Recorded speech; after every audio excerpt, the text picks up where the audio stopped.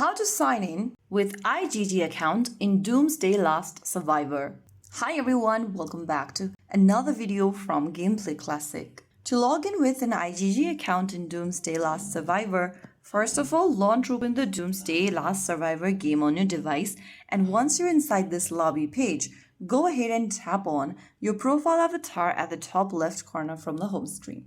You'll then come across this page where you need to tap on Settings at the bottom left. Inside Settings, tap on Account, and then inside your Account tab, click on the link button right next to IGG account. You'll then be taken to the sign-in area of IGG account. Go ahead and enter your email address in the first field. On the next field, write down your correct password for your IGG account. If you don't have an account yet, you can click on the register button and follow through the sign-up process. After filling in your credential, click Login, and then you'll be able to link IGG account with Doomsday Last Survivors. So there you have it. If you found the video helpful, don't forget to like, share, and subscribe to our channel. I will see you again in the next video. Thank you for watching.